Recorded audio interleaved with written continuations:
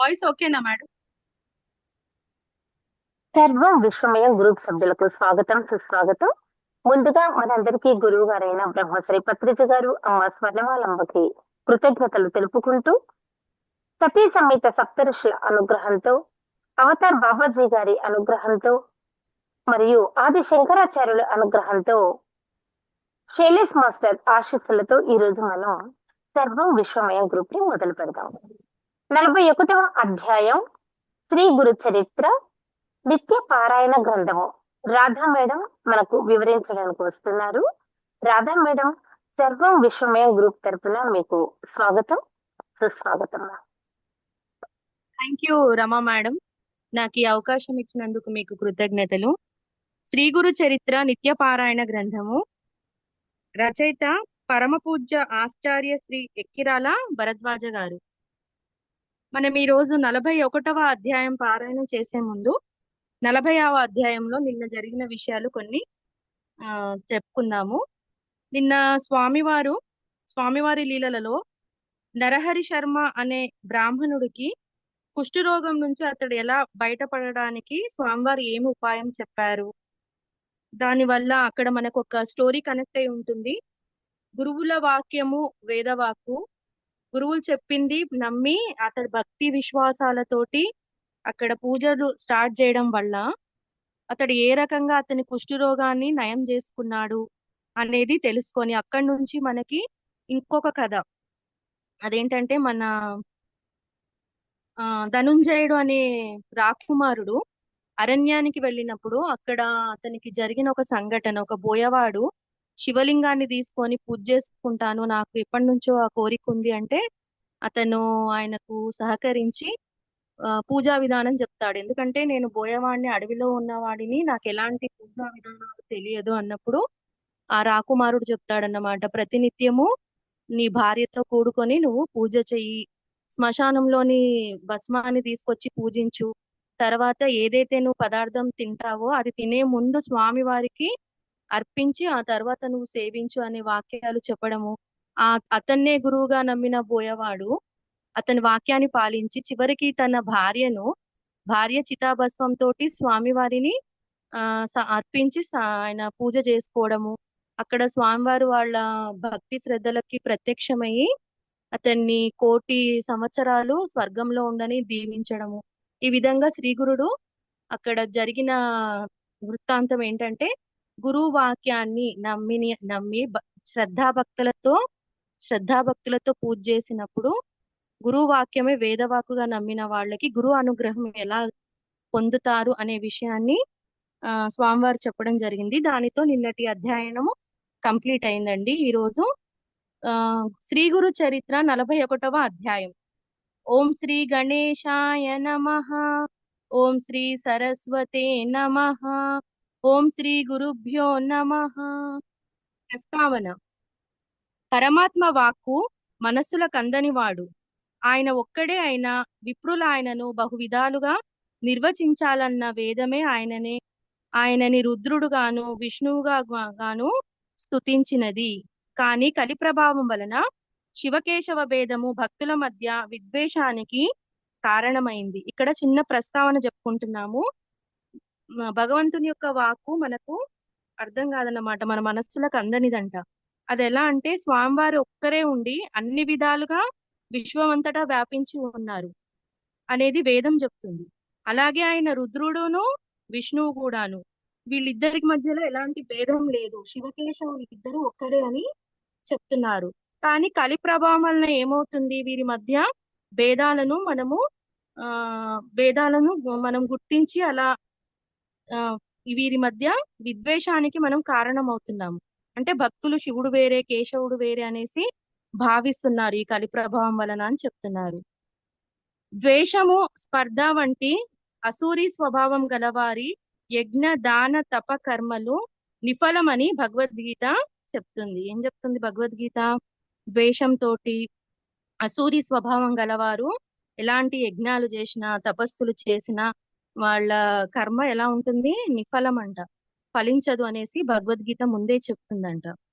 ఆ భేదాన్ని రూపుమాపి సత్వ ప్రధానమైన సామరస్యాన్ని తెలపడానికి త్రిమూర్తి రూపి అయిన దత్తస్వామి ఈ యుగంలో శ్రీపాద శ్రీవల్లభులు శ్రీ నృసింహ సరస్వతి స్వాములుగా అవతరించారు. ఇంకా ఏం చెప్తున్నారు? సత్వ ప్రధానమైన సామరస్యాన్ని, అంటే ఈ భక్తులకు కలిగిన ఈ భేదాలను రూపుమాపడానికి త్రిమూర్తి స్వరూపంలో దత్తాత్రేయ స్వామి శ్రీపాద వల్లభులుగా, శ్రీ నరసింహ సరస్వతిగా మనందరి కోసము అవతరించారని చెప్తున్నారు. అందుకే శివపరమైన రుద్రాక్ష, భస్మము, కాశీ విశ్వనాథుల మహత్యము తెలిపిన శ్రీగురుడు విష్ణుపరమైన అశ్వత్థ పూజ, అనంత పద్మనాభ వ్రతాల మహత్యం కూడా తెలిపారు. ఇంకా ఏం చెప్తున్నారు? సాక్షాత్తు విష్ణు స్వరూపంగా ఉన్న స్వామివారంట రుద్రాక్ష భస్మము గురించి, మళ్ళీ కాశీ విశ్వనాథుల మహత్యం గురించి, మళ్ళీ అశ్వత్థ పూజ గురించి, అనంత పద్మనాభ వ్రతాల గురించి కూడా తెలిపారంట. అయితే ఇట్టి వ్రతాలు సామాన్యులైన భక్తులకే తెలిపాడు గాని తీవ్ర ముముక్షువులైన సిద్ధులకు మొదలైన ముముక్షువులకు గురుసేవ ఒక్కటే చెప్పాడు. ఇది సామాన్య ప్రజలే ఇలాంటి వ్రతాలు చేసుకోమని చెప్పారంట శ్రీ గురుడు. కానీ తీవ్రంగా ఆ ఆత్మజ్ఞానం పొందే వాళ్ళకి గురువు యొక్క సేవయే ఉత్తమమని చెప్పారు. ఆ వ్రతాలు ఆయన వాక్కు వల్ల శక్తివంతములయ్యాయి గాని భక్తులు తమకై తాము చేసినప్పుడు గాని కాదు. ఎప్పుడైతే స్వామివారు ఆ వారి వాక్కు ఇలా చేయమని చెప్తారో ఆ వాక్కు వల్లనే అవన్నీ శక్తివంతంగా అవుతున్నాయి. అంటే ఏ వ్రతాలైతే వాళ్ళు చేస్తున్నారో అవన్నీ ఫలిస్తున్నాయి. అంతేగాని తమకి ఇష్టం వచ్చినప్పుడు వాళ్ళు చేసుకున్నప్పుడు కాదు అని చెప్తున్నారు. ఈ విషయాలన్నింటినీ 41, 42, 43 అధ్యాయాలలో చూడవచ్చు. ఇప్పుడు మనము చెప్పుకునే ఈ విషయాలు ఏదైతే స్వామి వాక్కుకి సంబంధించి స్వామివారు ఏం చెప్తున్నారు, అవి ఎలా సఫలం అవుతున్నాయి, అలాంటి విషయాల గురించి అంట 41, ఇప్పుడు మనం పారాయణ చేస్తున్న 41వ అధ్యాయము, రాబోయే 42, 43 అధ్యాయాలు కూడా మనము చూడవచ్చు అని చెప్తున్నారు. కథ ప్రారంభము. ఇక్కడ నుంచి మనకు కథ ప్రారంభం అవుతుంది. నామధారకుడు స్వామి సర్వధర్మాలలో కూడిన శ్రీ గురు చరిత్ర వింటుంటేనే నా హృదయంలో అజ్ఞానం అనే చీకట్లు నశించి జ్ఞానం అనే జ్యోతి వెలిగింది. ఇప్పుడు గురుస్మరణ పట్ల ఎంతో ప్రీతి కలుగుతున్నది. ఏం చెప్తున్నాడు? ప్రతిసారి ఏం చెప్తున్నాడు నామధారకుడు? స్వామివారి చరిత్రలు వింటుంటే నా అజ్ఞానం అన్ని తొలగిపోతున్నాయి, నాకు జ్ఞానోదయం అవుతుంది, నాకు ఎంతగానో ప్రీతికరంగా ఉంది ఈ గురు చరిత్ర అని సిద్ధయోగి చెప్తున్నాడు నామధారకుడు. శ్రీగురుని అంతటి అవతారమూర్తి యొక్క సాన్నిధ్యము పొందిన మహజ్ఞానులు, సిద్ధ పురుషులు మీరు. నా పూర్వజన్మ పుణ్యం వల్ల అట్టి మీ దర్శన భాగ్యము కలిగింది. మా పూర్వీకులు శ్రీగురు భక్తులు ఎలా అయ్యారో తెలుసుకోవాలనుంది, చెప్పండి అని అన్నాడు. ఇంకా ఏం చెప్తున్నాడు? నేను చేసుకున్న పుణ్యం వల్ల మీరు నాకు దొరికారు స్వామి, నా పూర్వజన్మ పుణ్యం వల్ల నాకు మీ దర్శన భాగ్యం లభించింది. మీరు ఎవరైతే స్వామి యొక్క శ్రీ గురుని యొక్క అవతారం సాన్నిధ్యం పొందిన మహాజ్ఞానులు, సిద్ధ పురుషులు ఉంటారో వాళ్ళు చాలా సౌభాగ్యవంతులు. మళ్ళీ మా పూర్వీకులు కూడా శ్రీ గురు భక్తులని విన్నాను, అది ఎలా శ్రీ గురుని యొక్క భక్తులు అయ్యారో ఆ విధానం నాకు తెలుసుకోవాలనుంది, చెప్పండి అని నామధారకుడు సిద్ధయోగిని అడిగాడు. అప్పుడు నాయన, పూర్వము శ్రీగురుడు తీర్థాటనం చేస్తూ గోదావరి తీరాన ఉన్న వాసర క్షేత్రానికి వేంచేసినప్పుడు ఆయనను భక్తితో పూజించి ఆయన ప్రేమకు పాత్రుడైన సాయం దేవుడే మీ పూర్వీకుడు. ఇక్కడ మనము ఈ పారాయణ స్టార్ట్ అయినప్పుడు స్టార్టింగ్ లో విన్నాము సాయం దేవుడి పేరు. ఆ తర్వాత ఇంకా స్వామివారి లీలలలో ప్రతి ఒక్కరు ఒక్కొక్క చరిత్రలో ఒక్కొక్క అధ్యాయంలో ఒక్కొక్కరు వస్తూనే ఉన్నారు. దాని రిలేటెడ్ గా అక్కడ చాలా మహత్యాలు, చాలా మహిమలన్నీ మనం చూస్తూ ఉన్నాము. అయితే ఈ సాయం దేవుడు ఎవరంటే ఇతడు పూర్వీకుడు, నామధారకుడు యొక్క పూర్వీకుడు అన్నమాట. ఆయన గురించి చెప్తున్నాడు సిద్ధయోగి. ఒక రోజంట శ్రీగురుడంట గోదావరి తీరాన వాసర క్షేత్రంలో ఉన్నప్పుడంట ఆయనను భక్తితో పూజించడానికి వచ్చిన వారిలో ఈ సాయం దేవుడు అనేటాయన మీ పూర్వీకుడు అని చెప్తున్నారు. అటు తర్వాత శ్రీగురుడు అనేక తీర్థక్షేత్రాలు పావనం చేస్తూ పర్యటించి ఈ గంధర్వ నగరము చేరారు కదా. అటు తర్వాత వారి కీర్తి దశ దిశలా వ్యాపించి సుదూర ప్రాంతాల నుండి కూడా ఎందరో వచ్చి వారిని సేవించి అభీష్ట సిద్ధి పొందుతున్నారని మీ పూర్వీకుడైన సాయం దేవునికి తెలిసింది. ఈ సాయం దేవుడు అనే ఆయన మీ పూర్వీకుడు. స్వామివారు మనము మొదట పారాయణలో అధ్యయనం చేసేటప్పుడు వివిధ తీర్థక్షేత్రాలన్నీ తిరుగుతున్నట్టుగా, మళ్ళీ అక్కడ ఈ క్షేత్రాలను పునరుద్ధరించడానికని స్వామివారు అక్కడికి వెళ్ళడము, అక్కడ కొన్ని రోజులు గడపడము, మళ్ళీ అక్కడి నుంచి ఆయన వేరే చోటికి బయలుదేరడము, ఇలాంటివన్నీ మనం చదువుకున్నాం కదా. అలాగే అట్లా పర్యటించినప్పుడు ఈ గంధర్వపురానికి అంటే ఇది ఇప్పుడు గానుగాపురము, అప్పుడు గంధర్వ నగరం అనేవాళ్ళు. ఈ గంధర్వ నగరానికి వచ్చినప్పుడు స్వామివారి కీర్తి అక్కడ చుట్టుపక్కల మొత్తం అన్ని దిశలలో వ్యాప్తి చెందినప్పుడు సుదూర ప్రాంతాల నుంచి ఎక్కడెక్కడో ఎవరెవరో వచ్చి స్వామివారిని సేవించడం, వాళ్ళు అనుకున్న కోరికలు సిద్ధించి వాళ్ళు స్వామివారి అభిష్టాన్ని పొందుతున్నారన్న విషయము ఈ సాయం దేవుడికి తెలిసింది. అతడెందుకో ఆనందించి ఒకనాడు శ్రీవారి దర్శనానికి ఈ గంధర్వపురము వచ్చాడు. శ్రీగురునికి నిలయమైన ఈ గంధర్వపురము అతడి కంట పడగానే అతిశయించిన భక్తి శ్రద్ధలతో అడుగడుగు సాష్టాంగ నమస్కారాలు చేస్తూ మఠానికి చేరుకున్నాడు. ఆయనకి ఎంతో సంతోషం అనిపించిందంట సాయం దేవుడికి. ఇక్కడ ఇన్ని అభిష్టాలు కోరిన కోరికలన్నీ నెరవేరుతున్నాయని, ఎక్కడెక్కడి నుంచో భక్తులు రావడము, ఇవన్నీ తెలుసుకొని ఆయన శ్రీవారి దర్శనం చేసుకుందాం అనేసి గంధర్వపురానికి వచ్చాడు సాయం దేవుడు. వచ్చినప్పుడు ఆ గంధర్వపురంలో శ్రీగురుని నిలయానికి వెళ్ళాడన్నమాట. వెళ్ళి అక్కడ భక్తి శ్రద్ధలతో అడుగడుగున సాష్టాంగ నమస్కారాలు చేస్తూ స్వామివారు ఎక్కడైతే మఠంలో ఉన్నారో ఆ మఠానికి చేరుకున్నాడు. అక్కడ శ్రీగురుని దర్శించగానే అతనికి రోమాంచితమై ఆనంద బాష్పాలు రాలాయి. ఆయనకు సాష్టాంగ నమస్కారం చేసి తన జుట్టుతో వారి పాదాలు తుడిచి గద్గద స్వరంతో ఆయననిలా స్తుతించాడు. ఈయన అందరి ద్వారా తెలుసుకున్నాడు స్వామివారి కీర్తి నలుదిశలో వ్యాపించింది కదా. అవన్నీ తెలుసుకొని అక్కడికి వెళ్ళి మొత్తం మీద గంధర్వపురంలో స్వామివారి మఠానికి చేరుకున్నాడు. చేరుకొని అక్కడ శ్రీగురుని దర్శించగానే అతను చాలా ఆనంద బాష్పాలతో స్వామివారికి నమస్కారం చేసి ఆయననిలా స్తుతించడం మొదలుపెట్టాడు. ఓ పరమాత్మ, పరంజ్యోతి, నృసింహ సరస్వతి, మీరు త్రిమూర్త్రాత్మకులే కాని మానవ మాతృలు గారు. సర్వ తీర్థాలకు ఆశ్రయమైన మీ పాదాలను దర్శించిన మాత్రాన్నే కోటి జన్మల పాపము నశిస్తుంది. మీ దర్శనం వలన ధన్యుడనయ్యాను. మా పితరులు కూడా కృతార్థులయ్యారు. ఓ సర్వవ్యాపక సద్గురువు, భక్తవత్సల, జయము. ఇంకా ఏమని స్తుతిస్తున్నాడంట స్వామివారిని, మీరు త్రిమూర్తి స్వరూపులు స్వామి, మీరు మానవ మాతృలు గారు. అన్ని తీర్థాలన్నీ చూసిన ఫలము మీ పాదాలను దర్శించినంత మాత్రాన్నే నాకు కలిగింది. కోటి జన్మల పాపము అన్ని నావి నశించిపోయాయి. మీ దర్శనంతో నేను ధన్యుడనయ్యాను. మళ్ళీ మా పితృదేవతలకు కూడా వాళ్ళు కూడా కృతజ్ఞులయ్యారు నేను మీ దర్శనం చేసుకోవడం వల్ల. సద్గురువు, భక్తవత్సల, నీకు జయము అనేసి స్వామివారిని స్తుతిస్తున్నాడంట. జీవుల పట్ల కరుణయ అనే జలంతో నిండిన కమండలము ధరించిన మీరు సాక్షాత్తు ఆ బ్రహ్మదేవుడే. మీరు అమృతతుల్యమైన ఆ నీరు చల్లి చనిపోయిన వారిని మరలా బ్రతికిస్తున్నారు. స్వామి దండమును ధరించిన మీరు సాక్షాత్తు దుష్టులను దండించి భక్తుల దైన్యాన్ని పారద్రోలి రక్షించే శ్రీ మహావిష్ణు స్వరూపులే. ఇంకా ఏం చెప్తున్నాడు, మీరు జీవుల పట్ల కరుణతో నిండిన ఆ కమండలంలో నీరు తీసుకొని ఉంటారు కదా స్వామి, అలా మీరు కనిపిస్తే ఎలా ఉన్నారంటే బ్రహ్మదేవుడిలాగా కనిపిస్తున్నారు.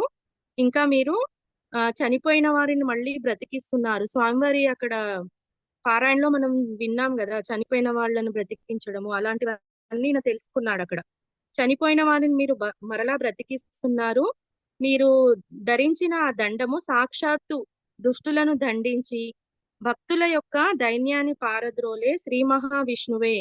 మీరు ధరించిన దండము మీరు సాక్షాత్తు ఎలా కనిపిస్తున్నారు, మహావిష్ణు స్వరూపంగా మీరు కనిపిస్తున్నారు. ఇప్పుడు ఇలా సన్యాసి వేషంలో అవతరించారు. భస్మము, రుద్రాక్షలు ధరించిన మీరు భక్తుల పాపాలను, భవరోగాలని నశింపజేసే సమర్థులు, సాక్షాత్తు శివ స్వరూపులు. ఇక్కడ బ్రహ్మదేవుడు వచ్చారు, ఇంకా విష్ణు త్రిమూర్తి స్వరూపులుగా పొగుడుతున్నారు కదా. ఇంకేం చెప్తున్నారు, మీరు చూడ్డానికైనా ఎలాంటి వేషధారం ధరించారు స్వామివారు, భస్మాన్ని ధరించి రుద్రాక్షలు ధరించి భక్తుల పాపాలను పోగొట్టడానికి వచ్చిన సాక్షాత్తు శివస్వరూపుల్లాగా కనిపిస్తున్నారు మీరు అని చెప్తున్నారు.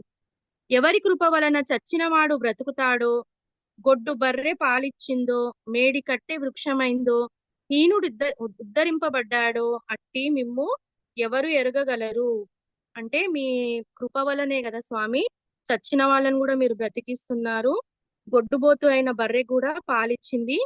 మళ్ళీ నిన్నటి చరిత్రలో మనం చూస్తున్నాం కదా, మేడి కట్టె చిగురిచ్చి ఆ మళ్ళీ ఆయనకు కుష్ఠరోగం కూడా పోతుంది కదా. ఇలాంటి చరిత్రలన్నీ చెప్తున్నాడన్నమాట.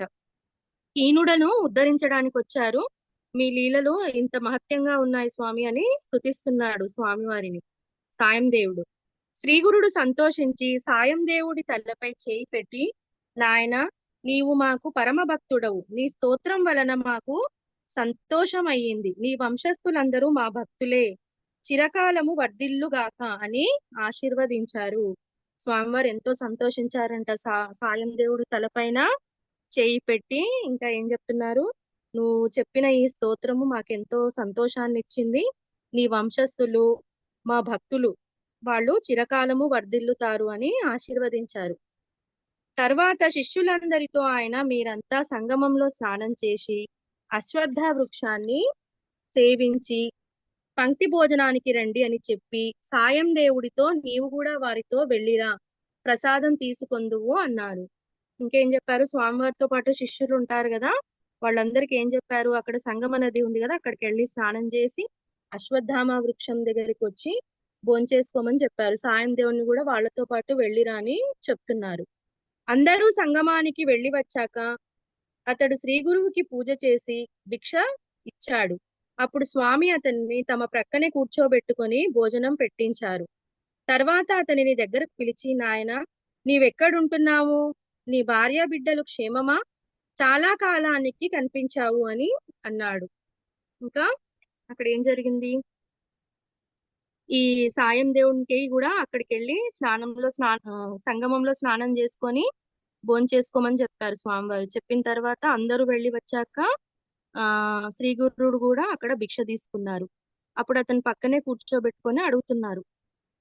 ఏమని అడుగుతున్నారు, దగ్గరికి పిలిచి నువ్వు ఎక్కడుంటున్నావు, నీ భార్య బిడ్డలు క్షేమమేనా అని అడుగుతున్నారు. అప్పుడు స్వామి మీరు సర్వజ్ఞులు, మీకు తెలియనిది ఏముంది, మీ దయ వలన అందరము క్షేమమే, నా భార్యా బిడ్డలు ఉత్తర కంచిలో ఉన్నారు, నా కుటుంబ భారం అంతా కొడుకులు చూసుకుంటున్నారు, కనుక నేను మీ పాదాల చెంత ఉండి సేవించుకోవాలని వచ్చాను, మీరు నన్ను అనుగ్రహించండి అని వేడుకున్నాడు. అప్పుడు సాయం దేవుడితోటి స్వామివారు మాట్లాడుతున్నారన్నమాట.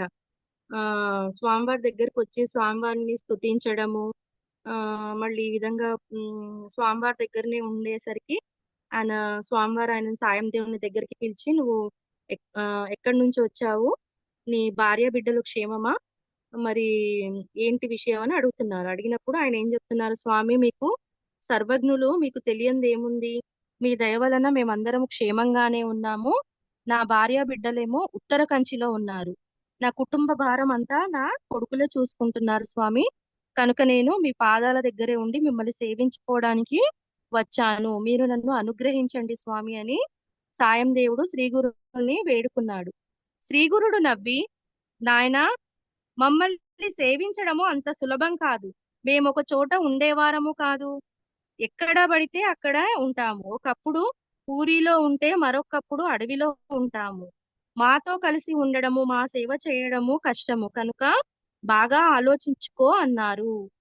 ఈయన ఏం చెప్పాడు, నా భార్య బిడ్డలేమో ఉత్తర కంచిలో ఉన్నారు, కుటుంబ భారం అంతా ఎవరు చూసుకుంటున్నారు, నా కొడుకులు చూసుకుంటున్నారు, కనుక నేను మీ దగ్గర మీ సేవ చేసుకుంటూ ఉంటా అని వచ్చాను స్వామి, నన్ను మీరు అనుగ్రహించండి అని వేడుకున్నప్పుడు స్వామివారు నవ్వుతూ ఏం చెప్పారు, నా సేవ చేసుకోవడం అంత సులభం కాదు, ఎందుకంటే నేను ఒకటే చోట ఉండను, ఎక్కడెక్కడ ఉంటానో నాకు నేను చెప్తున్నాడు అన్నమాట.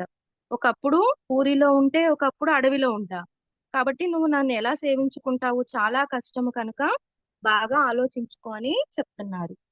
సాయం దేవుడు, స్వామి మిమ్ము శరణు పొందిన నన్ను దూరం చేయవద్దు, మీరుండగా నాకు భయమేమిటి, గురు సన్నిధికి చేర్చే పాదాలే పాదాలు, గురు పూజ చేసే చేతులే చేతులు, గురు పాదాలనంటే శిరస్సే శిరస్సు, సర్వ అభిమానాలను నివారించి పురుషార్థాలు ప్రసాదించగల గురుకృప ఉండగా నాకు భయమేమి. నేను మీ చెంతనే ఉండి మీ పాదసేవ చేసుకుంటాను, నాకు ఆజ్ఞ ఇవ్వండి అని పట్టుబట్టాడు. స్వామివారు, నేను ఒక్క చోటనే ఉండాను, ఒకసారి నేను పూరిలో ఉంటే ఒకసారి అరణ్యంలో ఉంటాను కదా, నువ్వు నన్ను ఎలా సేవ చేసుకుంటావు, ఆ నువ్వు అది చాలా కష్టము, నువ్వు బాగా ఆలోచించుకో అంటే అప్పుడు అతను ఏం చెప్తున్నాడు, నేను మిమ్మల్ని శరణు కోరి మీ దగ్గరికి వచ్చాను, నన్ను దూరం చేయకండి స్వామి, గురు సన్నిధిలో చేరే పాదాలే పాదాలు, చేసే పూజనే పూజ, పూజ చేసే చేతులే చేతులు, కాబట్టి నేను మిమ్మల్ని వదిలేసి నేను వెళ్ళను, నాకు పురుషార్థాలు ప్రసాదించండి స్వామి, మీరుండగా నాకు భయం ఏంటి, నేను మీ చెంతనే ఉంటాను, నాకు అనుజ్ఞ ఇవ్వండి, నాకు ఆజ్ఞ ఇవ్వండి స్వామి అని గట్టిగా పట్టుబట్టాడంట. అప్పుడు శ్రీగురుడు, నీకంత దృఢభావం ఉంటే అలానే చెయ్యి అని అంగీకరించారు. ఇతను ఇంతగా పట్టుబడినప్పుడు స్వామివారు, సరే నువ్వు ఇంత దృఢభావంతో ఉన్నావు కదా, సరే అనేసి ఒప్పుకున్నారంట. అతడు స్వామి సన్నిధిలో 3 నెలలున్న తర్వాత ఒకనాటి సాయంత్రము శ్రీగురుడు శిష్యులను ఎవ్వరెవరిని రావద్దని చెప్పి సాయం దేవుణ్ణి ఒక్కడినే కూడా తీసుకొని సంగమానికి వెళ్ళారు. ఇలా స్వామివారి దగ్గరనే సేవ చేసుకుంటూ ఉండడంలో ఒక 3 నెలలు గడిచిపోయాయన్నమాట సాయం దేవుడికి. ఒకసారి ఏమైంది, ఒక రోజు స్వామివారు ఏం చెప్పారు, అందరు శిష్యులను ఎవరిని రావద్దని చెప్పి సాయం దేవుని ఒక్కడినే తీసుకొని సంగమంలోకి వెళ్ళారంట. సంగమానికి వెళ్ళినప్పుడు ఇంతలో మరికొందరు శిష్యులు వచ్చి సంగమ స్నానం చేశారు. సాయం సంధ్యోపాసన అయ్యాక శ్రీగురుడు అశ్వత్థ వృక్షము కింద కూర్చొని కొంతసేపు శిష్యులతో మాట్లాడారు. కొంతసేపటికి వారంతా గాన్గాపురము వెళ్ళిపోయారు. ఇంకా ఏం జరిగింది, అక్కడ ఎవరిని రావద్దని చెప్పి ఒక సాయం దేవుడితోటే సంగమానికి వెళ్ళారంట. అక్కడ మరికొంతమంది శిష్యులు అక్కడ సంగమ నదిలో స్నానం చేసుకొని సంధ్యోపాసన చేసుకొని ఆ అశ్వత్థామ వృక్షం దగ్గర కూర్చొని ఉన్న ఆ శిష్యులతోటి స్వామివారు మాట్లాడిన తర్వాత వాళ్ళందరూ తిరిగి గానగాపురానికి వెళ్ళిపోయారంట. శ్రీగురుడు సాయం దేవుడు మాత్రమే అక్కడ ఉన్నారు. స్వామివారు ఎవరిని రావద్దని చెప్పారు కదా, చెప్పడంతో ఎవరు శిష్యులు లేరు. అక్కడ సంగమం నది దగ్గరకు వచ్చిన వాళ్ళు మాత్రమే స్వామిని దర్శించుకున్నారు. అక్కడ నుంచి మళ్ళీ వాళ్ళు తిరిగి వెళ్ళిపోయారు. ఇప్పుడు ఎవరున్నారు అక్కడ, సాయం దేవుడు మళ్ళీ శ్రీగురుడు వాళ్ళిద్దరు మాత్రమే ఉన్నారంట. అప్పుడు అతనిని పరీక్షించదలిసి శ్రీగురుడు ఒక లీల చేశారు. స్వామివారు ఇప్పుడు ఈయన సేవ చేసుకుంటా అన్నారు కదా, ఎవరు సాయం దేవుడు స్వామిని సేవ చేసుకుంటా అన్నందుకు స్వామివారు అతన్ని పరీక్షించాలనేసి ఒక చిన్న లీల చేశారంట. అంతలోనే అకస్మాత్తుగా పెనుగాలి చెలరేగింది. ఆ గాలికి చెట్లు ఊగిపోయి విరిగి పడుతున్నాయి. ఆకాశమంతా కారు మేఘాలు అలుముకుని భయంకరంగా ఉరుములు, కన్నులు మిరుమిట్లు గొలిపే మెరుపులతో కుండపోతగా వర్షం ఆరంభమయ్యింది. ఇంకా అక్కడ స్వామివారి ఒక లీల, ఈయనని పరీక్షించడానికి, శిష్యుణ్ణి పరీక్షించడానికి స్వామి ఒక లీల చేసిందంట. అకస్మాత్తుగా అక్కడ ఏం జరిగింది, పెద్ద పెనుగాలి చెలరేగిందంట. ఆ గాలికి చెట్లన్నీ ఊగిపోయి విరిగి పడిపోతున్నాయి. ఆకాశం అంతా కారు మేఘాలు అలుముకొని భయంకరంగా ఉరుములు, మళ్ళీ కళ్ళు మిరుమిట్లు గొలిపేటట్టు మెరుపులతోటి వర్షం, కుండపోత వర్షము ప్రారంభమైందంట. సాయం దేవుడు ఆ గాలికి ఎలాగో ఓర్చుకొని తన వంటిపైనున్న ఉత్తరీయం తీసి శ్రీగురునికి కప్పి ఆయనకు అడ్డంగా నిల్చున్నాడు. ఏం చేశాడు ఆయన, సాయం దేవుడు ఇదంతా గాలి దుమారము ఇదంతా వాతావరణం ఒకేసారి ఇలా అవ్వడంతో అతడు ఏం చేశాడంటే ఆయన దగ్గర ఉన్న ఒక ఉత్తరీయము ఏదైతే ఆయన కప్పుకొని ఉంటాడో అది తీసి స్వామివారికి కప్పారంట. కప్పి ఆయనకు అడ్డంగా నిల్చున్నారంట. స్వామివారిని కాపాడుకోవడానికి అడ్డంగా నిల్చున్నారంట. ఇలా గాలి వాన అర్ధరాత్రి 2వ జాము వరకు కొనసాగాయి. కంటిన్యూగా అర్ధరాత్రి వరకు గాలి వస్తుంది, వర్షం కూడా వస్తుందంట. గాలివాన కొంత నెమ్మదించగానే దుర్భరంగా చలిగాలి వీచసాగింది. ఇంకేమైంది, కొంచెం వాన కొంచెం తగ్గిపోయిన తర్వాత మళ్ళీ చలిగాలి వీస్తుందంట. అప్పుడు శ్రీగురుడు, నాయన మమ్మల్ని చలి బాధిస్తుంది, గ్రామానికి వెళ్లి మఠం నుండి అగ్గి తీసుకురా అన్నాడు. అతడు బయలుదేరుతుంటే అతనిని బాట కట్టు ఇటు చూడకుండా త్వరగా వెళ్ళి రమ్మని చెప్పారు. ఇంకేం చేశారు స్వామివారు, ఈయన ఉత్తరీయం ఉంటుంది కదా, ఆ ఉత్తరీయం వేసి అంటే వీళ్ళు బ్రాహ్మణులు ధరిస్తారు కదా, అది స్వామివారికి కప్పేశారన్నమాట. స్వామివారికి ఆ చలి తగలకుండా, స్వామివారికి అడ్డుగా, అంటే వర్షమును ఈ గాలికి స్వామివారి ఇది కాకుండా ఆయన అడ్డంగా నిల్చున్నాడంట. అప్పుడు స్వామివారు ఏమన్నారు, కొంచెం వర్షం తగ్గగానే చలి ఎక్కువ అయ్యేసరికి కొంచెం అగ్గి తీసుకొనిరా, గ్రామానికి వెళ్ళి మఠం నుండి అగ్గి తీసుకొనిరా, నాకు చలి బాగా బాధిస్తుంది అని అన్నారు. ఇంకేం చెప్పారు అతన్ని, నువ్వు బయలుదేరుతుంటే బాటకు ఇరువైపులా అటు ఇటు చూడకు, నువ్వు ఏ దారినైతే వెళ్తుంటావో ఆ దారిలో అవతల పక్క యువతల పక్క రెండు పక్కల చూడకు, ఆ దారి ఆ బాట దారిలోనే నువ్వు వెళ్తూ ఉండు, ఆ దారి ఎలా వస్తే అలా వెళ్తూ ఉండు అని వెళ్ళిరా అని చెప్తున్నారన్నమాట. వెంటనే సాయం దేవుడు బయలుదేరి గంధర్వపురం వైపుకు నడవసాగాడు. దారిలో ఎక్కడ అడుగు పెట్టినా మోకాలు లోతు బురదలో కాళ్ళు కూరుకుపోతున్నాయి. స్వామివారు వెళ్ళి అగ్గి తీసుకురమ్మంటారు కదా మఠం నుంచి, చెప్పగానే ఇంకా వెంటనే సాయం దేవుడు బయలుదేరాడు అన్నమాట. ఆ గంధర్వపురం వైపు నడవసాగిండు. ఆయన ఎక్కడ అడుగు పెట్టినా మోకాళ్ళ నీతు లోతు లోపల బురద అంట మొత్తం. అంత వర్షము, అంత మొత్తం చెలరేగిపోయింది అక్కడ. ఆ బురదలో కాళ్ళు ఇరుక్కుపోతున్నాయంట, కాలు తీసి కాలు వేయలేకపోతున్నాడు. అలాగే నడుస్తున్నాడంట. ఆ పైన నీరు రొమ్ము లోతున ప్రవహిస్తుంది. నీరు ఎక్కడ వరకు చేరుకుందంట, ఆయన నడుస్తుంటే ఆయన రొమ్ము భాగం వరకు నీరు వస్తుందంట. కన్ను పొడుచుకున్నా కనిపించనంతగా కారు చీకట్లు అన్ని దిక్కులా కమ్ముకున్నాయి. వర్షం వల్ల మొత్తం మేఘము కారు చీకట్లు కమ్ముకున్నాయి అన్నమాట. ఇంకా అతనికి ఏమీ కనిపించడం లేదు, అన్ని దిక్కులు మొత్తము చీకటిగా ఉన్నాయన్నమాట. వేగంగా వీస్తున్న గాలి అతనిని ఒక ప్రక్కన నెట్టివేస్తుంది. అతను నడవలేకపోతున్నాడు, ఆ బురదలోంచి కాళ్ళు ఇరుక్కుపోతున్నాయి, కాలు తీసి కాళ్ళు వేయలేకపోతున్నాడు. అక్కడ ఉన్న నీళ్ళైతే మొత్తం పై వరకు వచ్చేస్తున్నాయి. ఇవన్నీ అతను ఫేస్ చేసుకుంటూ ముందుకెళ్తున్నాడు.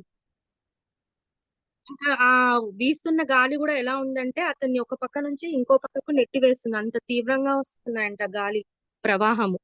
ఎలాగో అతడు శ్రీగురుని స్మరిస్తూ చీకట్లో తడుముకుంటూ మెరుపుల వేగులో మెరుపుల వెలుగులో దారి చూసుకుంటూ బాట కనిపించనంత దూరంగా పరిగెడుతున్నాడు.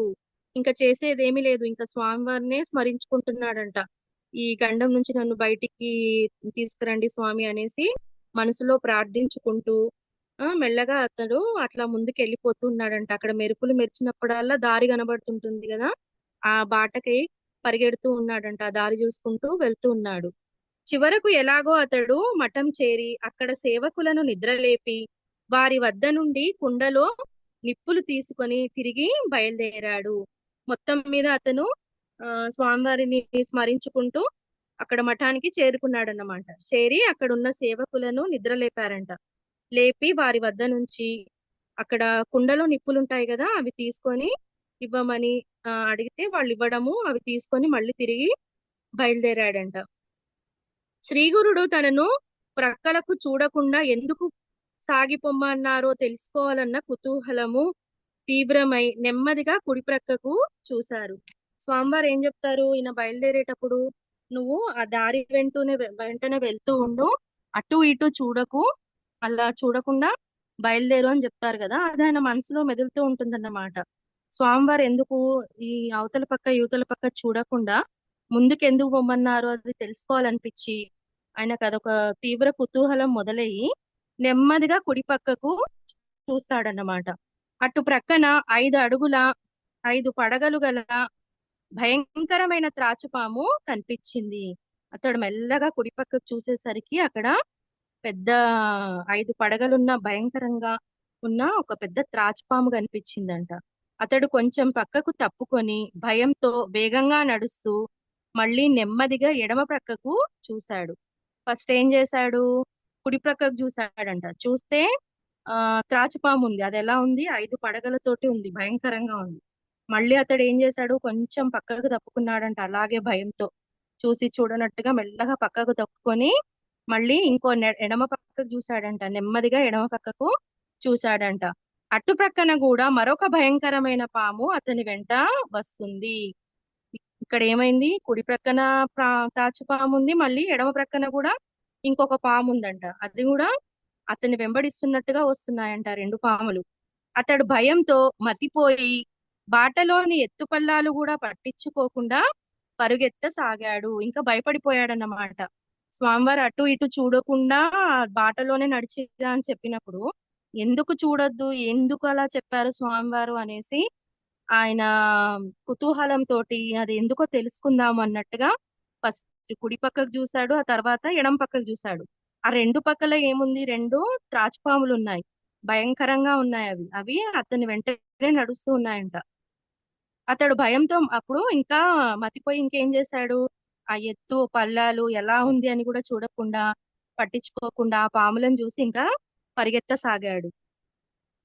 అతడు ఎటుపోతే అటు అంత వేగంగా పాములు తరుముకొస్తున్నాయి.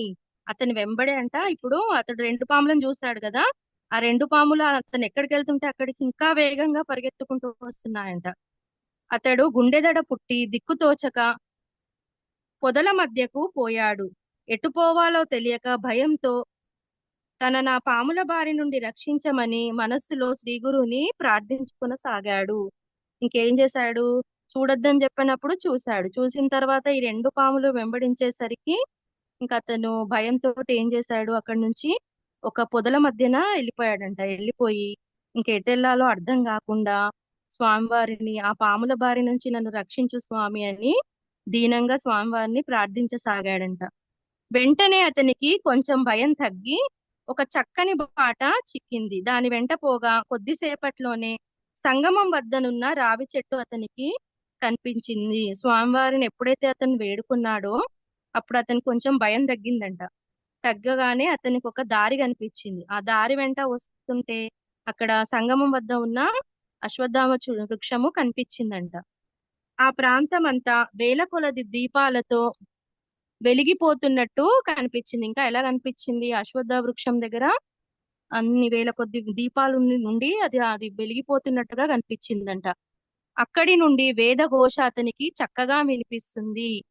అతడు అటువైపుగా వెళ్లి శ్రీగురుని సమీపించేసరికి అక్కడ ఆయన ఒక్కరే ఉన్నారు. ఇంకా ఏం కనిపించింది అక్కడ ఆయనకి, ఆ దూరం నుంచి అశ్వత్థామ వృక్షం కనిపించింది.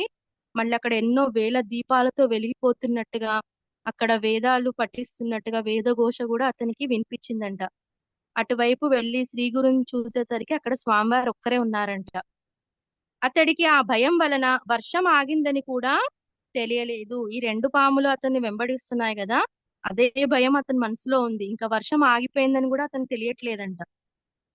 చివరిగా చేరుకున్నారంట. ఆకాశంలో మబ్బులు ఎప్పుడు తొలగిపోయాయో గాని పిండి ఆరబోసినట్లు పండు వెన్నెల వచ్చింది. అతడు ఆ పాత్ర క్రింద పెట్టి నిప్పును ప్రజ్వలింపజేశాడు. భయం తగ్గిపోయి అతడు గురువు కేసి చూచేసరికి ఆ రెండు పాములు ఆయనను నమస్కరించి వెళ్ళిపోతున్నాయి. ఇంకా ఈయన ఎంత పరుగు పరుగున వచ్చేసిండంటే ఆ పాములను చూసి భయపడిపోయి స్వామివారిని దీనంగా ఏమంటారు స్మరించుకొని నాకు ఆ భయాన్ని పోగొట్టండి అన్నప్పుడు ఆయన కొంచెం భయం తగ్గి ఆయనకు అశ్వత్థ వృక్షము కనిపిస్తుంది అన్నమాట. కనిపించి చివరిగా ఆ వృక్షం దగ్గరకు వచ్చే వరకు స్వామివారు ఒక్కరే ఉండడము, మళ్ళా అతనికి ఆ వర్షం తగ్గిపోయిందని కూడా గుర్తుపట్టలేదంట. అంత భయంతో ఉండిపోయాడు అతను. అప్పుడు ఆకాశంలో మబ్బులు కూడా వెళ్ళిపోయాయి, పండు వెన్నెల్లాగా ఉందంట. అప్పుడు అతను తీసుకొచ్చిన ఆ పాత్ర ఉంటుంది కదా, నిప్పుని తీసుకొస్తారు కదా, అది కింద పెట్టేసిండంట. భయం తగ్గిపోయి అతడు గురువు కేసి చూసేసరికి ఆ రెండు పాములు ఏవైతే ఉన్నాయో ఆయన వెంబడే వచ్చాయన్నమాట. వచ్చి అవి స్వామివారి దగ్గరకు వచ్చి నమస్కరించి అక్కడి నుంచి వెళ్ళిపోయాయంట. వాటిని చూడగానే అతనికి మరలా భయం వేసింది. ఆయన తేరుకొని ఆ రెండు పాములను చూసేసరికి మళ్ళీ భయపడిపోయాడు. అవి అంటే ఆయన వెంబడే వస్తున్నాయి. వచ్చి చివరిగా స్వామివారిని దర్శించుకొని నమస్కరించి వెళ్ళిపోయేసరికి అతడు మళ్ళీ చూసి ఆ దృశ్యాన్నంతా చూసి భయపడిపోయాడంట. శ్రీగురుడు నవ్వి, భయపడవద్దు, నిన్ను రక్షించడానికి ఆ పాములను మేమే పంపాము. గురుసేవ ఎంత కఠినమైనదో తెలిసిందా, కనుక ముందుగా ఆలోచించుకొని తగిన భక్తి విశ్వాసాలుంటేనే అందుకు పూనుకోవాలి. ఏం చెప్పారంట స్వామివారు, భయపడకు అనేసి, నిన్ను రక్షించడానికే నేనే ఆ పాములను నీ వెంట పంపించాను. ఇప్పుడు అర్థమైందా గురుసేవ అంటే ఎంత కఠినంగా ఉంటుందో. ముందుగా ఆలోచించుకోవాలి, మీరు గురుసేవ చేసే ముందే ఆలోచించుకోవాలి. ఎంతో భక్తితో విశ్వాసం ఉంటేనే ముందుకు రావాలి అని చెప్తున్నారు. కలి ప్రభావం వలన ఇంద్రియ చాపల్యము, అపప్రచారాలు మొదలైన అవరోధాలెన్నో వస్తున్నాయి. అయినా చలించకుండా నిశ్చలంగా గురుసేవ చేస్తే గురుకృప వలన సర్వము సిద్ధిస్తుంది. మనుషులు ఈ కలి ప్రభావం వలనే ఇలాంటి వాటికి గురవుతున్నారు. ఇలా ఎన్నో అవరోధాలు తెచ్చుకుంటున్నారు. వాటన్నిటిని పట్టించుకోకుండా గురుసేవ ఎవరైతే నిశ్చలంగా దృఢ విశ్వాసంతో చేస్తారో వారికి గురు కృప లభిస్తుంది. వాళ్ళు అనుకున్న అన్ని కార్యాలు సర్వము సిద్ధిస్తాయని చెప్తున్నారు. యజ్ఞయాగాదులు చేసేవారికి ఎన్నో విఘ్నాలొచ్చి అవి తేలికగా నిష్ఫలం అవ్వచ్చు. గురువు దగ్గరే ఉంటూ విశ్వాసంతో సేవ చేసేవాడు తేలికగా అభిష్టాలు నెరవేరి కృతార్థుడవుతాడు. ఇంకా ఏం చెప్తున్నారు? యజ్ఞాలు యాగాలు చేసే వాళ్ళు ఉంటారు కదా, వాళ్ళకి ఎన్ని విఘ్నాలు వచ్చినా అని అవి గురువు యొక్క కృప ఉంటే అవి తేలిగ్గా వాటి నుంచి బయటపడవచ్చు. గురువు మీద విశ్వాసంతో సేవ చేసేవాడంట అతను అనుకున్న కోరికలన్నీ అభిష్టాలు నెరవేరి అనుకున్నట్టుగా తేలికగా నెరవేరిపోతాయి అని చెప్తున్నారు. ఏకభావంతో ఆయనను ఆరాధించడమే ఉత్తమ సాధన. పతివ్రత తన భర్తను సేవించినట్లు సచ్చిష్యుడు తన గురువును విడవక నీడవలె సేవిస్తాడు. దేహంతో సహా తన సర్వస్వము గురు సేవకే అర్పిస్తాడు. గురువే పరమేశ్వరుడని తెలుసుకొని ఆయన ప్రసాదమే భోజనంగా, ఆయన ధ్యానమే జీవనంగా, పాద తీర్థమే గంగాజలంగా సేవిస్తూ శ్రవణ మనన తత్పురుషుడై ఉంటాడు. ఇంకా ఏం చెప్తున్నాడు? గురువుని ఎలా పూజిస్తున్నారని చెప్తున్నారు. ఈ గురుసేవ చేసే వాళ్ళు ఎలాంటి భావంతో, ఏకభావంతో స్వామివారిని ఆరాధిస్తారు కదా. స్వామియే సర్వస్వం అని, గురుసేవయే అన్నిటినీ మించినది అని ఎవరైతే భావించి ఆరాధిస్తారో వాళ్ళు ఉత్తమ సాధన చేసిన వాళ్ళు అవుతారు. ఎలా అంటే ఒక పతివ్రత స్త్రీ తన భర్తను ఏ విధంగా సేవిస్తుందో, ఒక సచ్చిష్యుడైన శిష్యుడు గురువును విడవకుండా ఎలా సేవ చేస్తాడో అలా దేహంతో సహా తన సర్వస్వము గురుసేవకే అర్పించాలి. గురుసేవ చేసే వాళ్ళు ఎలా ఉండాలంటే ఏదొచ్చినా అన్నిటికీ తట్టుకొని గురుసేవకే వాళ్ళ జీవితం అన్నట్టుగా అర్పించుకోవాలి. గురువుని పరమేశ్వరుడే అని తెలుసుకొని ఎలా ఉండాలంటే ఆయన ప్రసాదమే భోజనము, ఆయన ప్రసాదించిన దాన్నే భోజనంగా, ఆయన ధ్యానమే గురుసేవతో ధ్యానం చేయడమే జీవనంగా, పాద తీర్థమే గంగాజలంగా సేవిస్తూ శ్రవణ మనన తత్పురుషుడై ఉండాలి. ఈ రకంగా గురువును పూజించే సేవకుడు ఉండాలని స్వామివారు చెప్తున్నాడు సాయం దేవుడికి. గురువు ఎంతటి దుస్సాధ్యమైన ఆదేశం ఇచ్చినా సరే దానిని సాధించడానికి ఉపక్రమిస్తాడు. ప్రారంభించాక దానిని ఎంత కష్టపడి అయినా పూర్తి చేస్తాడు. అలా చేస్తే వాడిని చూచి యమధర్మరాజు కూడా భయపడి తొలగిపోతాడు. అప్పుడు సాయం దేవుడు నమస్కరించి, స్వామి, నేనేమీ తెలియని వాణ్ణి, కృపతో గురుభక్తి ఎలాంటిదో వివరించండి. దాని సహాయంతో స్థైర్యం చిక్కించుకొని మీ చెంతనే ఉండి సేవిస్తాను అన్నాడు. ఇంకా ఏం చెప్పాడంట? ఎలాంటి దుస్సాధ్యమైనటువంటి చర్యలైనా గాని స్వామివారు చెప్పినప్పుడు వాటిని చేయడానికి రెడీగా ఉండాలి. ఏదైనా ప్రారంభించాక దానిని ఎంత కష్టం వచ్చినా అని పూర్తి చేయాలి, అంతేగాని మధ్యలో వదిలేయకూడదు. అలా చేసి గురువు చెప్పినట్టుగా చేసి ఎవరైతే ముందుకెళ్తారో వాళ్ళని చూసి యమధర్మరాజు కూడా భయపడిపోతాడు అనేసి చెప్తున్నారు. అప్పుడు స్వయం దేవుడు ఏమన్నాడు? స్వామివారికి నమస్కరించి, స్వామి, గురుభక్తి ఎలాంటిదో నాకు వివరించండి.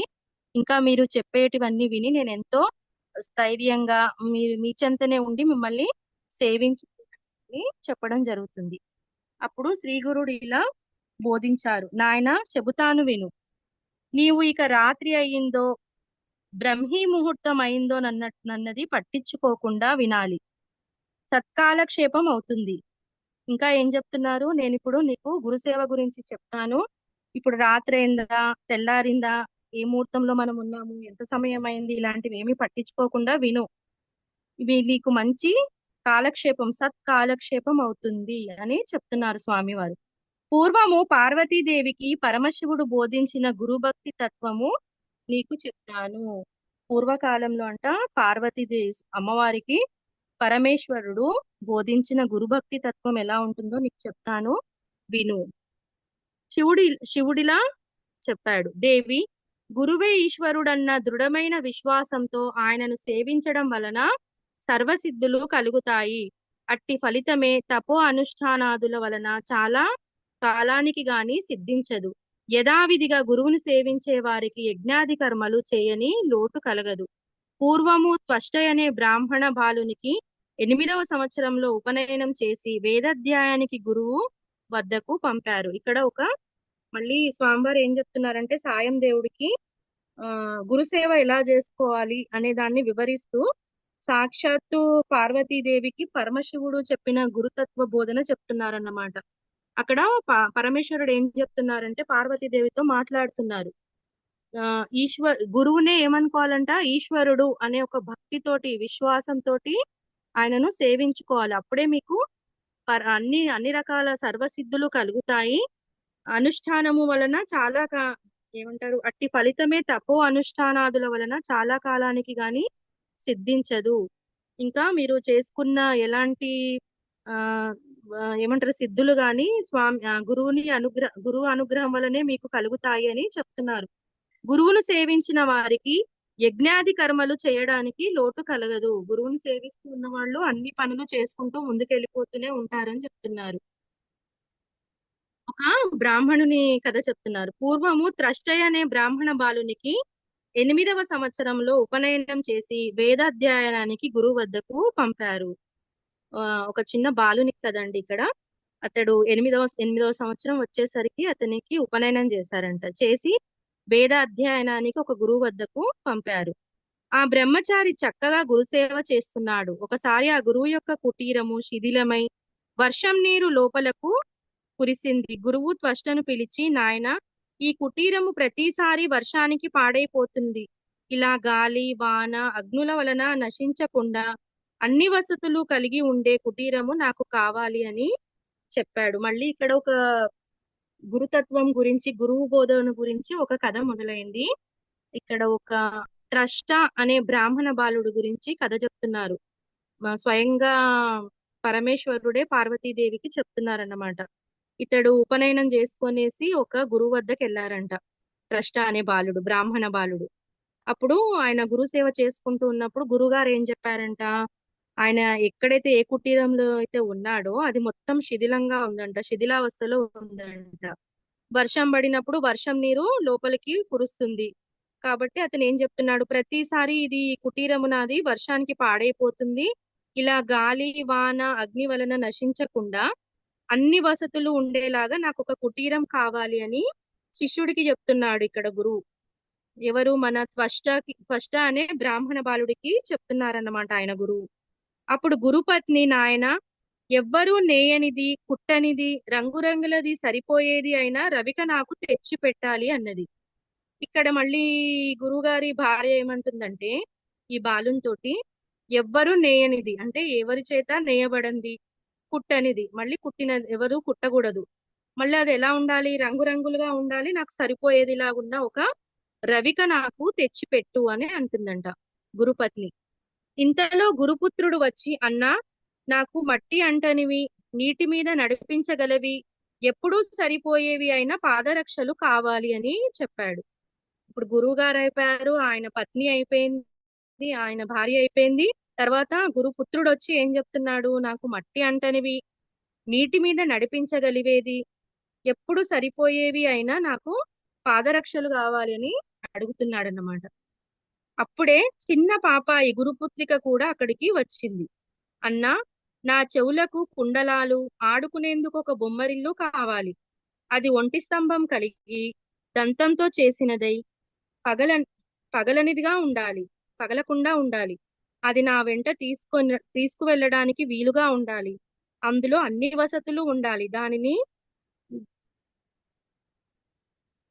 దానిని నెట్టుకు వెళ్ళడానికి చక్రాలు ఉండాలి. దానిని మళ్ళీ ముడిచి వేయడానికి వీలుండాలి. అందులో పీట కుర్చీ ఉండాలి. ఆడుకోవడానికి మంచి వంట పాత్రలు మట్టివి కావాలి.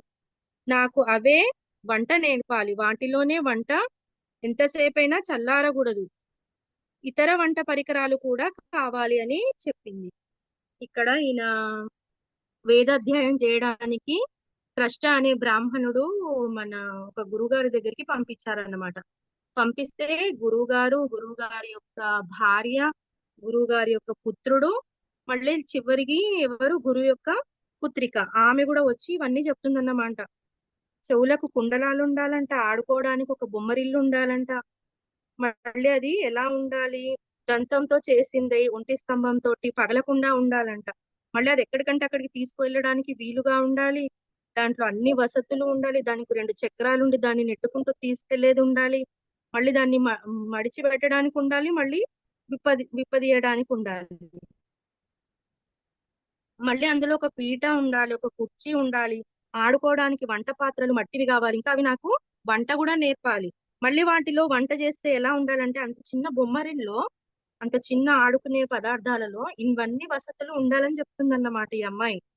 మళ్ళీ ఏం చెప్తుంది, అందులో ఎంతసేపు అయినా కానీ వంట చల్లారకుండా ఉండాలంట, ఇతర వంట పరికరాలు కూడా కావాలి అని ఇంత లిస్ట్ ఇచ్చిందన్నమాట ఈ అబ్బాయికి, ఈ బ్రాహ్మణ కుమారుడికి, బాలునికి. త్రష్ట అంగీకరించి అడవికి వెళ్తూ అవన్నీ ఎలా సంపాదించాలి అని ఆలోచించాడు. ఇంత గురువుగారు చెప్పారు, ఆయన భార్య చెప్పారు, అతని పుత్రుడు చెప్పారు, ఆ అమ్మాయి కూడా చెప్పేసరికి ఇవన్నీ ఆలోచిస్తున్నాడు అన్నమాట. ఆలోచించి వీటిని ఎలా సంపాదించాలి అనేసి అనుకుంటున్నాడంట. చివరకు దిక్కుతోచక తన గురువునే ధ్యానించి తన మనస్సులోనే ఆయనను శరణు పొందాడు. అలా పోతుండగా అతనికి ఒక చోట ఒక అవధూత కనిపించి, నాయన నీవెవరు, ఇంత చిన్నవాడవు, ఈ ఘోరమైన అరణ్యంలో చింతాక్రాంతుడవై తిరుగుతున్నావేమిటి అన్నాడు. ఇంకా ఏం జరిగిందంట, ఈ వేదాధ్యాయం నేర్చుకోవడానికి వచ్చిన ఈ బాలుడు ఇవన్నీ ఆలోచిస్తున్నాడు. ఈ బ్రాహ్మణుడు ఏంటంటే, వీళ్ళు ఇంతగానం చెప్పారు కదా, నేను ఇవి ఎలా తీసుకొని రావాలి, ఎక్కడ వెళ్ళాలి నేను అని ఆలోచిస్తూ ఇంకా మనసులో ఆయన గురువు గారిని ధ్యానించుకున్నాడంట. ఎవరైతే గురువు పంపించారో ఆయననే తన మనసులో ధ్యానం చేసుకొని అలా వెళ్తూ ఉంటుంటే ఒక అవధూత కనిపించాడంట ఆయనకి. కనిపించి అతను ఏమో మాట్లాడుతున్నారంట అవధూత ఈయనతో, అసలు నువ్వెవరివి, ఇంత చిన్నవాడవు, ఇంత పెద్ద అరణ్యంలో ఇంత క్రాంతుడవై తిరుగుతున్నావు, ఏదో ఆలోచించుకుంటూ తిరుగుతున్నావు, ఏదో చింతిస్తూ తిరుగుతున్నావు, నువ్వెవరు, ఎక్కడి నుంచి వచ్చావు, ఏంటి అనేసి అవధూత అడిగారన్నమాట ఈ బ్రాహ్మణ్ణి. ఆయనను చూడగానే కృష్ణకు మనస్సు శాంతించింది.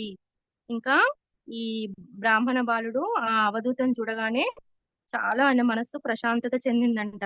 తన గురువే ఆ రూపంలో దర్శనం ఇచ్చినట్లు అనిపించింది. స్వయంగా వాళ్ళ గురువు గారే ఆయనకు ఆ రూపంలో అక్కడ అరణ్యంలో దర్శనం ఇచ్చారా అన్నట్టుగా అనిపించిందంట. అతడు ఆయనను నమస్కరించి, స్వామి, ఈ నిర్మానుష్యమైన అరణ్యంలో మిమ్మల్ని చూడగానే మీకు సాక్షాత్తు ఈశ్వరుడని నాకు తోచింది. మీ దర్శన మాత్రం చేతనే నా మనస్సు స్థిరపడి ఆనందం లభించింది అని తాను వలసిన కష్టతరమైన పనుల గురించి విన్నవించుకున్నాడు. ఇంకా ఏం చెప్పాడంట, ఈ అవ ఈ అవధూత ఎవరైతే ఉన్నారో ఆయన కుమారుని అడిగాడు కదా, నువ్వు ఇంత చిన్నవాడివి, ఇంత అరణ్యంలో ఏ చింతతోటి ఇక్కడ తిరుగుతున్నావు నాయన, నువ్వెవరు అసలు అని అడిగినప్పుడు, అప్పుడు ఆయనను చూడగానే, అవధూతను చూడగానే ఈ త్రష్టకి చాలా ప్రశాంతత, మనసుకు చాలా ప్రశాంతత తోచి స్వయంగా, ఎందుకంటే ఆయన గురువునే స్మరించుకుంటూ తిరుగుతున్నాడు కదా అక్కడ, నేను ఎలా తేవాలి, ఇవన్నీ ఎలా చెయ్యాలి అని ఆలోచిస్తున్నాడు కదా, అప్పుడు స్వయంగా ఆయన గురువు గారి దర్శనం ఇచ్చినట్టు అనిపించి ఆ స్వామి వారికి నమస్కరిస్తున్నాడంట. నమస్కరించి ఏం చెప్తున్నారు, మీరెవరో కాదు, మీరు నా గురువు గారుగా కనిపిస్తున్నారు, నాకు ఇంకా సాక్షాత్తు పరమ శివుడు లాగా కనిపిస్తున్నారు, ఈశ్వరుడు లాగా కనిపిస్తున్నారు మీరు అనేసి దండాలు పెట్టుకుంటున్నాడంట. ఆయనకి పెట్టుకొని ఆయనతో ఏం మాట్లాడుతున్నాడు, మీ దర్శనం వల్ల మాత్రమే నా మనస్సు చాలా స్థిరపడింది, ఆనందం లభించింది అని అంటున్నాడు. ఇంకా ఏమంటున్నాడంట, ఆయన ఎంతో చింతిస్తూ తిరుగుతున్నాడు కదా, ఆవేదన పడుతూ, ఇవన్నీ నేను ఎలా సమకూర్చగలుగుతాను, వీళ్ళేమో ఇంత పెద్ద లిస్ట్ ఇచ్చారు కదా అని బాధపడుతునేసరికి ఈ అవధూతను చూడగానే ఆయన మనస్సు చాలా స్థిరపడి స్వయంగా పరమశివుడే అతనికి దర్శనమిచ్చినట్టుగా భావించి ఆయనకు నమస్కారం చేసి ఆయన మనసులో ఉన్న మాట చెప్తున్నాడు. తను తను సాధించవలసిన కష్టతరమైన పనుల గురించి, అంటే ఈ గురువు గారు ఇలా చెప్పారు, ఆయన భార్య ఇలా చెప్పారు, అతని పుత్రుడు ఇలా చెప్పాడు, అతని పుత్రికి ఇలా చెప్పిందని మొత్తం ఆ లిస్ట్ అంతా ఆయన అవధూత దగ్గర విన్నవించుకున్నారన్నమాట.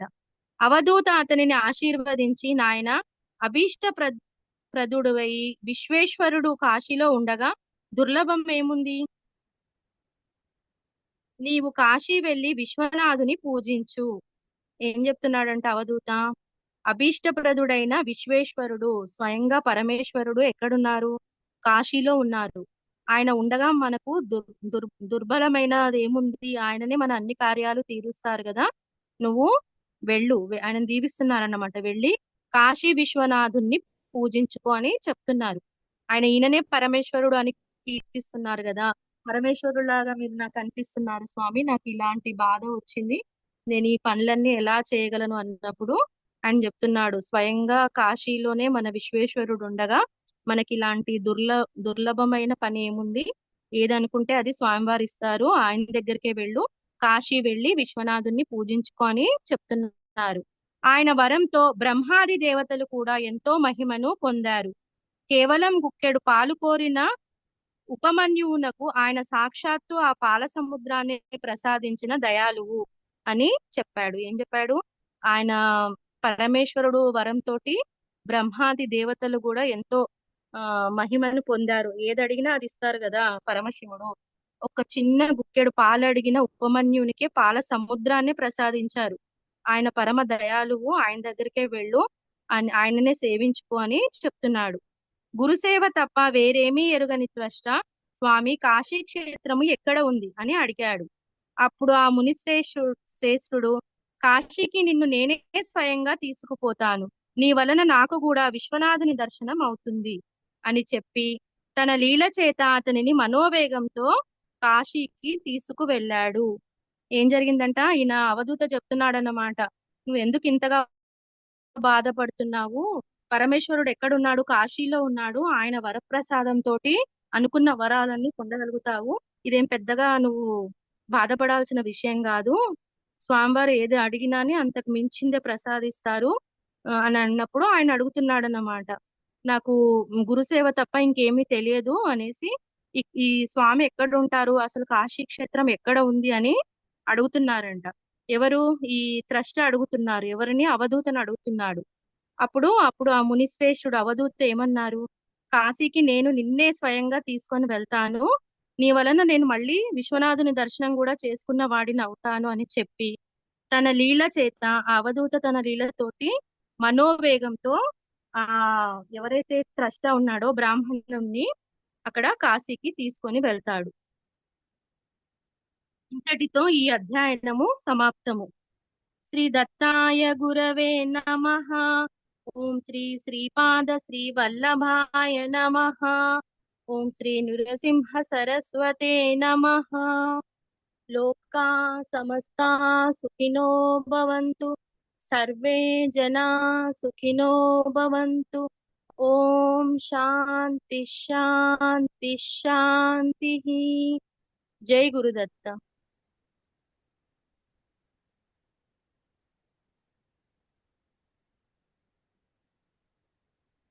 బాగుంది మ్యామ్. 41వ అధ్యాయం కదా అయిపోయింది ఈరోజు. అవునండి.